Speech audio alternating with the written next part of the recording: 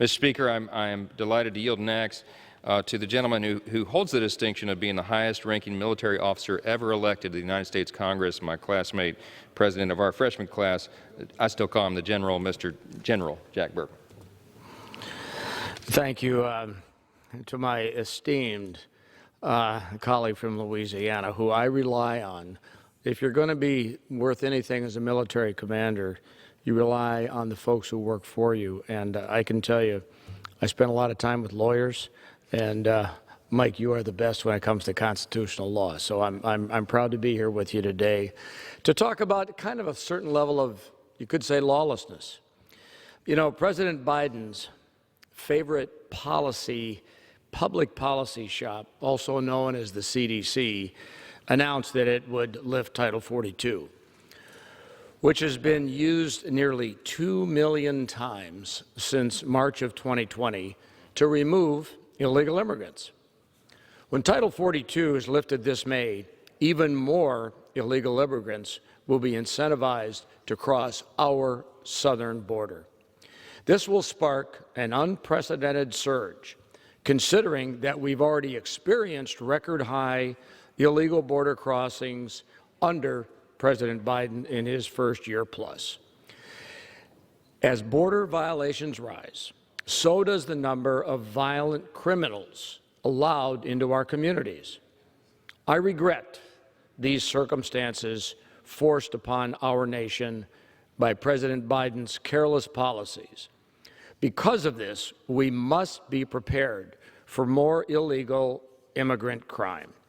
For this reason, I will be introducing legislation next week called the Victims of Immigration Crime Engagement Restoration Act, or the VOICE Restoration Act.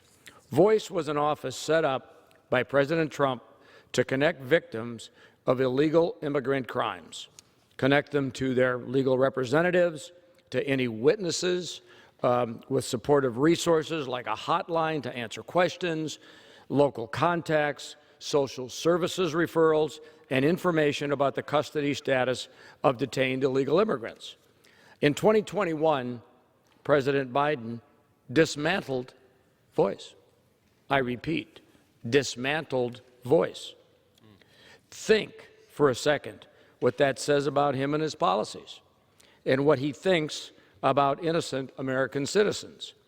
My legislation will permanently reinstate the VOICE office, and I look forward to sharing more of the details soon.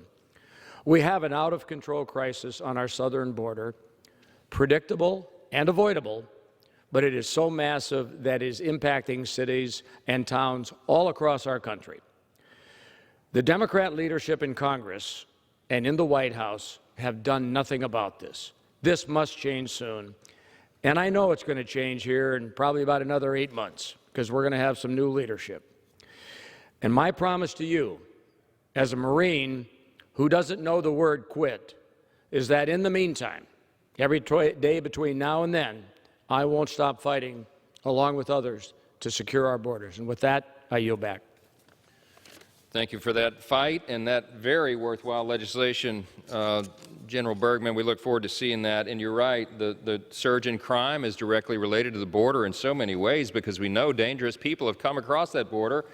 It's completely open to MS-13 gang members, violent criminals, convicted persons, criminals who come from other countries. You have child predators, even terrorists who have come across that border. We know this for a fact, and still they won't change the